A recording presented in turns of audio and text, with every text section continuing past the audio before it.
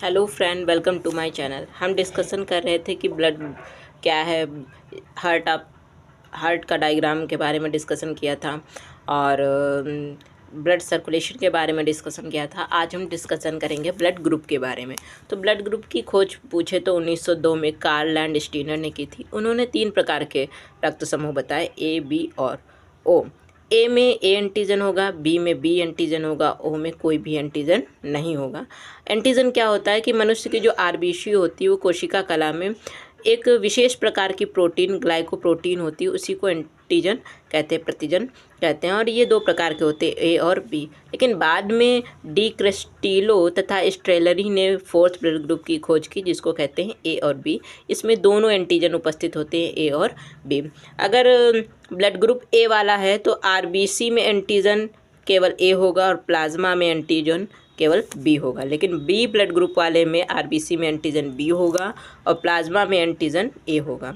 और A B blood group वाले में आरबीसी में एंटीजन ए और बी दोनों होगा, लेकिन प्लाज्मा में एंटीबॉडीज़ ए और बी नहीं होंगी। लेकिन ओ ब्लड ग्रुप वाले में आरबीसी में एंटीजन कोई भी नहीं होगा, लेकिन प्लाज्मा में एंटीबॉडीज़ ए और बी दोनों होंगी। तो इसी प्रकार जैसे मेंडल साहब ने वंशानुगत के नियम बताए थे, उसी प्रकार लैंडस्टीनर ने भी वंशानुगत के बारे में बताया कि कैसे अगर पेरेंट्स के ब्लड ग्रुप ये हैं तो उनके संतानों के ब्लड ग्रुप कैसे होंगे। तो अगर एक ग्रुप वाला है तो उसमें ए या ए ओ भी होता है और ए बी बी बी या ए आई बी और आई जीरो होता है। ए बी में आई ए और आई बी होगा। तो आज क्रॉस सेक्शन से बताते हैं कि जैसे कि एक फीमेल है, उसका ब्लड ग्रुप हमारा ए है और फीमेल का ब्लड ग्रुप हमारा बी है, तो उनके संतान कैसे होंगी तो उसके बारे में बताएंगे। तो क्रॉस सेक्शन कराते हैं, ए और आई बी और आई जीरो। क्रॉस सेक्शन कराया तो आई ए और आई बी। फिर एक बार क्रॉस सेक्शन कराया, आई ए और आई ओ। फिर आई बी और आई ओ बनेगा। फिर एक बार और क्रॉस सेक्शन कराएंगे हम,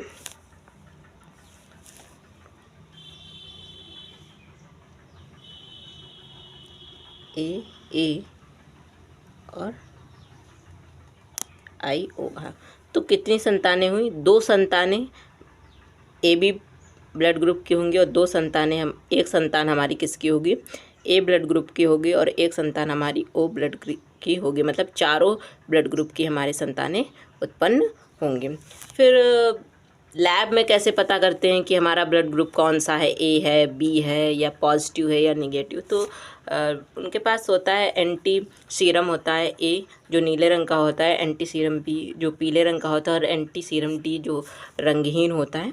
अगर ब्लड में ए ब्लड में एग्लूटरेशन हुआ तो ए ब्लड ग्रुप होगा और डी में एग्लूटरेशन हुआ तो ए बी पॉजिटिव होगा, क्योंकि जो डी होता है उसमें एग्लूटेशन का पता होना उसमें प्लस और नेगेटिव के बारे में बताता है। अगर बी में एग्लूट्रेशन हुआ ब्लड में तो हमारा बी होगा और डी में एग्लूट्रेशन हुआ तो हमारा बी पॉजिटिव होगा। इसी प्रकार ए और बी दोनों में एग्लूट्रेशन हुआ तो ए बी होगा और किसी में भी एग्लूट्रेशन नहीं हुआ तो हमारा ओ होगा। अगर पूछा रहता है कि सर्वग्राही कौन सा होता है और सर्वदाता कौन सा होता है, तो सर्वग्राही जो हमारा होता है, जो सबसे ले लेता है ब्लड ग्रुप, वो ए बी पॉजिटिव होगा और सर्वदाता जो सबको ले लेता है वो ओ नेगेटिव होगा।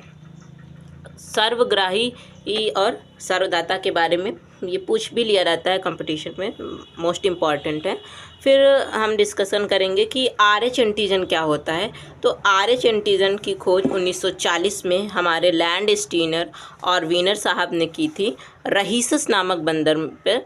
तो इसी को रहीसस फैक्टर भी बोलते हैं। जिसमें RH प्रेजेंट होता है वो RH पॉजिटिव होगा, जिसमें RH एब्सेंट होता है वो RH निगेटिव होता है। फिर डिफरेंस पूछ लिया जाता है रुधिर और लसिका में अंतर, मतलब difference between blood and lymphocyte, lymph में।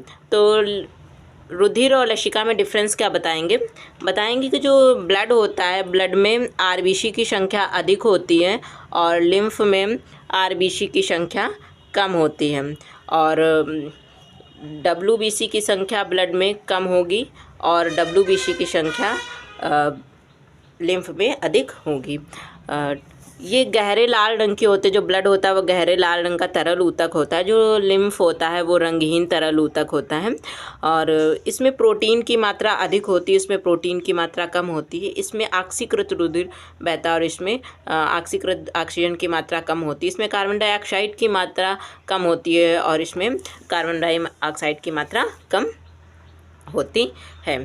फिर इसमें जो उत्सर्जी पदार्थ होते हैं उनकी मात्रा कम होती है ब्लड में और लिम्फ में उत्सर्जी पदार्थ और कार्बन डाइऑक्साइड की मात्रा अधिक होती है। ब्लड में पोषक पदार्थों की मात्रा अधिक होती है और लिम्फ में पोषक पदार्थों की मात्रा कम होती है। Thank you for watching.